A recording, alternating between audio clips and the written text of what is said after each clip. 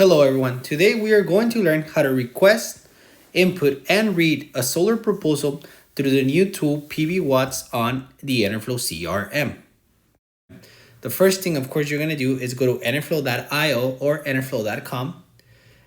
And once the page populates here and it starts loading up, you can go ahead and click on the right corner where it says login, and you can go ahead and get started. Once you click login, of course, everybody has different credentials. Everybody should have their own credentials. And once you have those, all you're going to go ahead and do is you're going to put your email right here. And you're going to go ahead and put your password. Of course, I have mine autosave, so it makes it a little bit easier.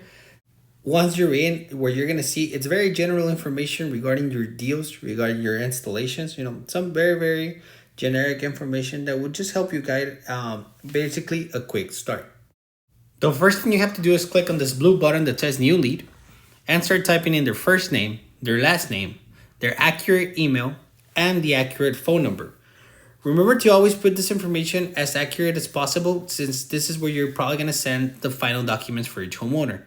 But of course, we can always change that in the future if needed. Now we go ahead and put a project address right here, and it will usually auto-populate. So once you start seeing that the address is correct, you can just click on it and it will auto-populate it for you.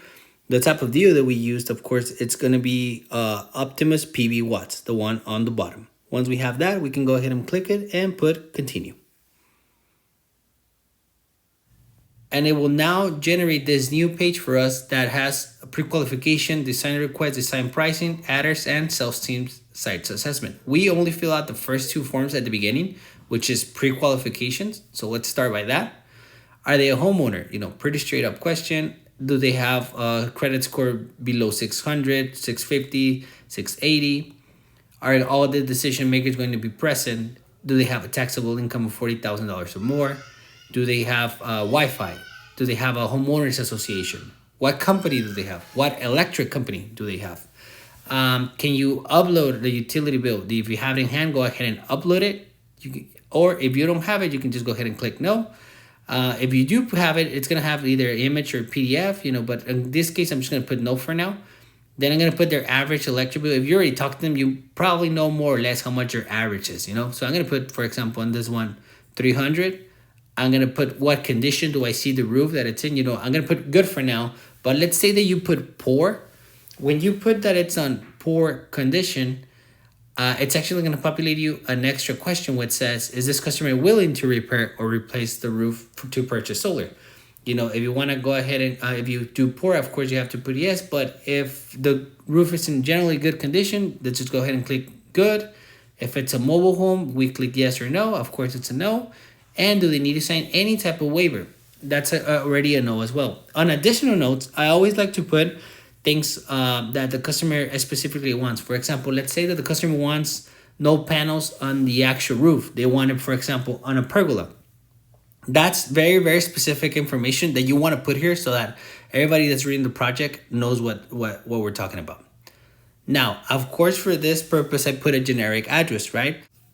But either way, whenever you're inputting an address, it might put your PIN somewhere where you don't want it to be, and that's completely understandable. So our job right here is to verify that this pin location for latitude and longitude, it's actually placed in top of the house where we want the design to come out. It's always good to click and verify that that's the right house, and then confirm our choice.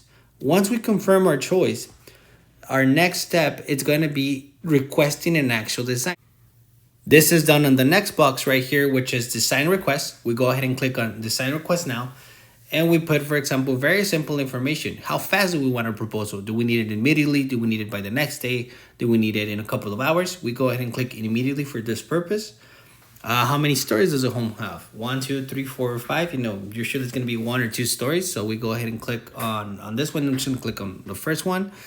What type of roof do they have? Do they have a metal roof, tile roof, wood shake, slate, asphalt shingle? The majority of the roofs, I'm going to say 70% of the roofs are going to be asphalt shingle. So for this example, I'm going to put asphalt shingle for now. Other type of notes that the designer might need, maybe there's some shade or something that you want to point out to.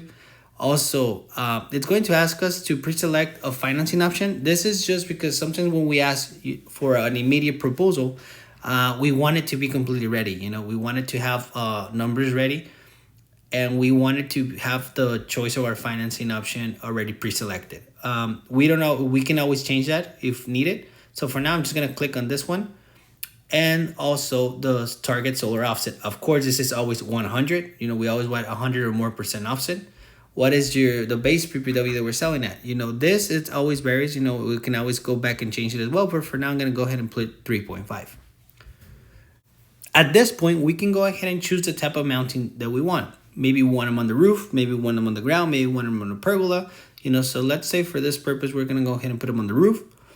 We had already pre-selected the American Electric Power as our provider. So if we have a copy of the bill, like it asked us on the last section, we don't have it, but we do know the kilowatt usage.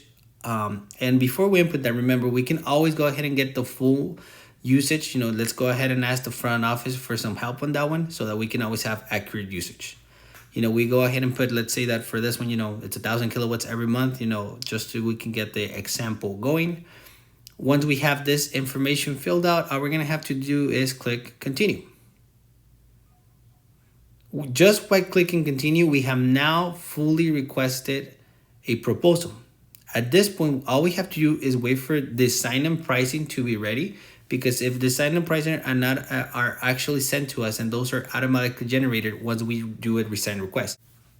If we decide to get a little bit ahead of ourselves and click on view proposal, it won't allow us to move forward because the proposal is simply not ready. So we have to wait until the design and pricing is ready. What I like to do while I wait for this, I like to put the adders in, things that we already predetermined that we might actually need for the project. You know, this is so that it adds it all together to the final pricing of the project, and it doesn't come out with any surprises at the end of the site survey. There's a very, very simple question. You know, is a new pole needed? Does this project have an MPU, or does it need an MPU? Let's say, for example, it does need one. Is it a 200 amp, 400 amp? Usually, the majority of the time, it's going to be a 200 amp. Do we need an electrical sub panel? Do we need a sub panel upgrade? Do we need to relocate service? Is a perfect box needed for the project? Does the project require a transformer? Does the project require an attic run? I like to put attic runs because it just makes the full installation a lot cleaner, right? But it's completely up to you guys. It's a very, very low charge for the customer. It's literally going to change the price for $1, so I would go for that. Also, do you want to add any type of extended warranty? Do we want to add any type of aerosil? Do we like to add a charging station? Would we like to add any other type of cost for the project? All this additional adders, you know, of course, we want to make sure that we always click on this, yes or no. Also, do we need any type of batteries? Let's say for this one, we don't need it, but if we did need it, it makes us choose how many batteries and the size of each battery. Are we going to need any other type of permitting, any other type of stamp, any other permittings that are going to be over $350? 99% of the time, we're not going to need any of these options, but it's always good to get it out of the way first. On this last section, it's going to ask for any type of addition. So let's say that we're building a system that already had pre-existing panels. These are questions for that. You know, are we going to do an addition, or is this panel require any other type of different inverters? In the majority, and again, 99% of the cases, we're not going to have to fill this one out because we do not do as much add-ons. But in case we did, this is where we would go. And after we fill this information out, we can go ahead and click continue again. Now we have these 3 sections filled out. All we have to do is wait for the design and pricing to be complete so that it lets us know that our proposal is ready. Once it is ready, it's going to look like this. It's going to be green. All 4 lines are going to be green, you know, including the third one, design and pricing. Once this is green, we are basically ready to click on view proposal. Now, view proposal takes us to this beautiful interactive presentation that lets us present all of our information in a completely different manner. You know, basically look at it. It starts being super interactive, super user friendly. If we click next on the bottom, we can go ahead and go to this page that tells us why solar. If we click on control, it tells us information for the homeowner. You know, it tells the homeowner the environmental impact that they're going to be able to have if they put solar. the type of savings that they will have, the difference between renting and owning, which is what we're trying to transmit, the right information, the right information regarding the home value of their home, how this will affect it in a positive way. If we go to the next page, for example, we're going to be able to see another different type of graph that says the traditional way of buying power. This is beautiful because it actually helps us explain to the homeowner why their bills are getting so expensive. Because it's not a matter of just the electric company charging the generation of the electricity. It actually has to go through a full line, of charges that have to, at the end of the day, be charged to the customer, like the generation, the transmission of the electricity, the distribution of the electricity, the conversion of the electricity, and of course, the final consumption. And that's why their bills are getting so high. This is a great, simple way to explain it to them, and this graph does it all for us. On the next page, we also have the ability to show them one of my favorite graphs, which is actually how solar power works, how solar power without backup works. And it's very simple, basically all the energy that we're using goes to the grid if we're not using it, for example, during the day. And at night, when we do need it, the grid gives it back to us. This is probably the simplest way to explain how this process works. It's a beautiful thing. We can just go back to the sun, we can go back to the little moon, and it'll make it very interactive, very fun to look at. If on the next page, if you uploaded your electric bill, the homeowner's electric bill, it would actually populate an image of that bill, so you can go further into detail about it. This graph should simply let us show the homeowner, how the increases are going to be affecting them, for the rest of the life of the home, basically. At only a 4% increase, what it would do to their $200 bill, in 5 years, 10 years from now, 20 years from now. That's a really nice, neat tool. On the next page, is one of the most important pages because this is what gets them excited. This is what actually shows them how the panels would actually look on their home, the type of offset that they would be getting, producing 99% of the electricity that their home needs. It's the one that really gets them excited. On the next one, of course, we have the production versus the consumption. Then we have, the savings that this is going to mean. If they're paying $215, now they're going to be looking at a monthly solar bill of $169 and potentially only $2 in electricity. Their environmental impact, this is beautiful as well. The payment, this is where we start talking to them about the payments, how it translates into the gross system cost, how we have certain rebates that they may be able to take advantage of. All of this goes into detail right here. And on the next page, I have something that's really neat, which is some facts and questions. This is very, very cool because it talks a little bit more about net metering. If you guys have any questions, this is basically a backup for you guys. If you need a backup for the warranty, if you need a backup for what happens with the maintenance, what happens with moving, what happens with the tax credit, all these little things are basically backup information for you guys. So if you guys want to read more into it for the homeowner, it's very, very helpful information. No liens on the homes, what happens if they move.